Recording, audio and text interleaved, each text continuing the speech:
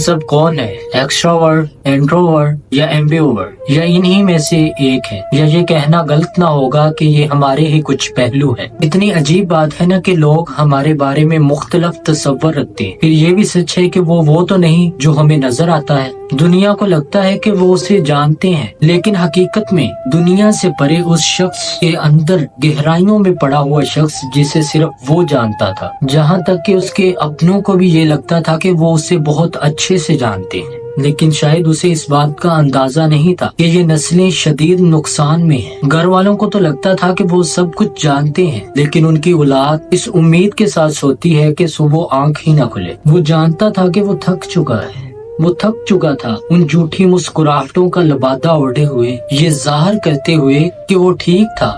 वो ठीक नहीं था। वक्त गुजर रहा था। हालात ने यूं करवट ली कि वो अपना ज़र्फ खो बैठा। दुनिया को लगता था कि वो पत्थर का बन चुका है, लेकिन जख्मों के वो उस पर गिरते कत्ते आहिस्ता आहिस्ता उसे अंदर से खोखला कर रहे थे, जो दुनिया की नजरों से ओझल थे। दुनिया को तो लगता है कि डिप्रेशन हालात और ईमान की कमजोरी की वजह से होता है। ये कैसी ईमान की कमजोरी है जो अल्लाह के करीब कर दे? ईमान की कमजोरी तो नहीं, लेकिन एक आजमाइश जरूर। और मजीद इसमें उसने अकेलापन पाया, ऐसा अकेलापन कि जिसकी वहशतों ने उसकी ख्वाहिशात का कत्ल कर दिया। न उसे खुशी, न रासाई, न सुकून। समझने वाला तो दूर की बात, फक्त वो सुनने वाले की आस लगाए बैठा था कि कोई तो हो जो मुझे सुन सके, जिसे मैं कह सकूं कि तुम मुझे सुन सकते हो, जो मुझे पूछ सके, एक बात पूछूं तुमसे, क्या तुमने कभी अपने हाथों की तरफ गौर से उंगलियों को हरकत देते हुए ये तजस्सुस किया है कि तुम इस दुनिया में हो, इन सब लोगों के दरमियान में एक जिंदा इंसान हो? बहुत मुख्तसर लेकिन एक अजीब एहसास होता है। आपको हैरत होगी ये जानकर के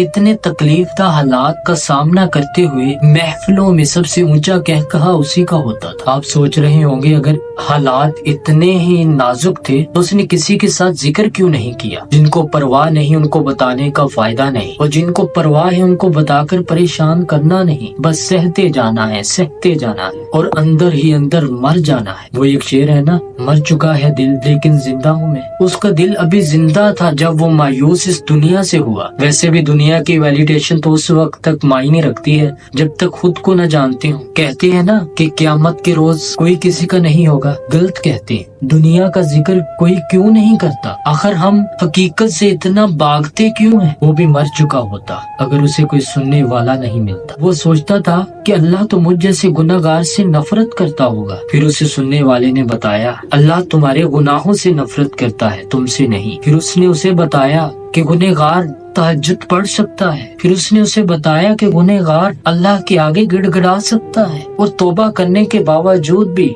अपने उन्हीं गुनाहों को दोहरा भी सकता है, क्योंकि उसे ये एहसास तो दिलाना था कि अल्लाह ही साथ थे। क्योंकि उसे ये एहसास भी तो दिलाना था कि अल्लाह ही है जो इतने गुनाहों के बाद भी और इतने ऐबों के साथ भी तुम्हारे साथ है। वो ये लफ्ज सुनने को तरस गया था। तुम सुन पाए, मैं खुश हूँ तुम्हारे लिए।